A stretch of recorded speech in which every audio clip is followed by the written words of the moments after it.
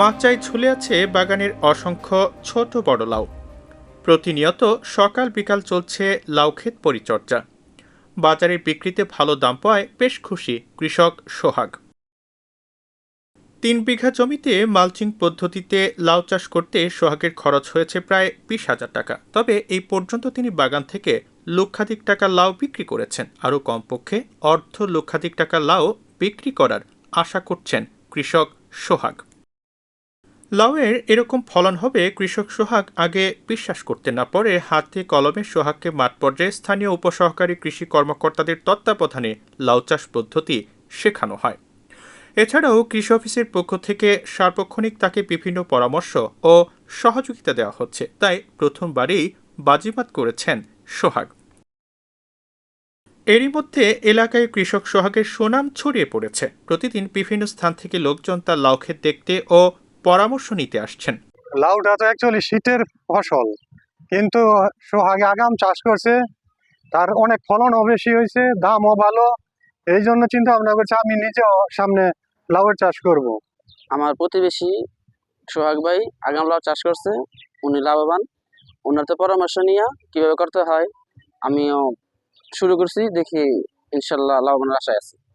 আমার চাচতো ভাই সোহাগ এবারকার আগাম লাউ চাষ করে ও খুবই লাভবান। এই জন্য আমরা চিন্তা করছি আগামীতে আমরাও আগাম লাউ চাষ করব। গ্রীষ্মকালীন লাউয়ের চাষ করে এতটা লাভ হবে এটা কখনো ভাবিনি। তাই আগামীবার লাউ চাষ আরও বাড়ানোর ইচ্ছা আছে বলেও জানান কৃষক সোহাগ। আমার এখানে জমি আছে প্রায় ৩ বিঘার মতো। এটা আপনার আগাম জাত আর কি।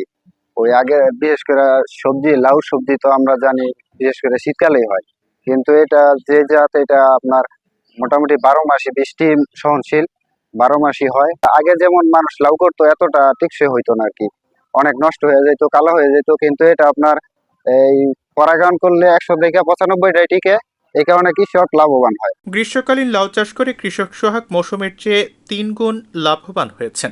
এখন তাকে দেখে অন্যরাও এই অসমের লাউ চাষে এগিয়ে আসছে।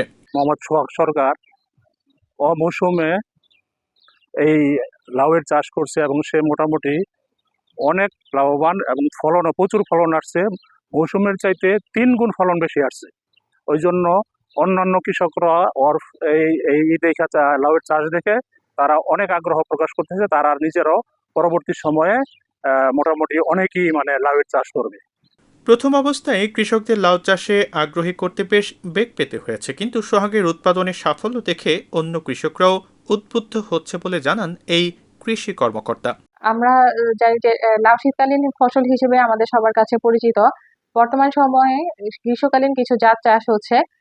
কালীগঞ্জের নাগরী ইউনিয়নের কৃষক সোহাগ মিয়া গ্রীষ্মকালীন লাউ চাষের জন্য কৃষি বিভাগের পরামর্শ চান। কৃষি বিভাগ তাকে সর্বাত্মক সহযোগিতা করেন এবং কৃষি বিভাগের পরামর্শে এবছর তিনি 3 বিঘা জমিতে গ্রীষ্মকালীন লাউয়ের চাষ করেছেন। এই লাউগুলো তিনি প্রায় 70 থেকে 110 টাকা দামে বিভিন্ন দামে বিক্রি করছেন। তাকে দেখে আশেপাশের অনেক কৃষক উদ্বুদ্ধ হয়েছেন এবং আগামীতে গ্রীষ্মকালীন লাউ চাষ করার ব্যাপারে আগ্রহ প্রকাশ করেছেন। এ ব্যাপারে কৃষি বিভাগ তাদের সর্বাত্মক সহযোগিতা করছে।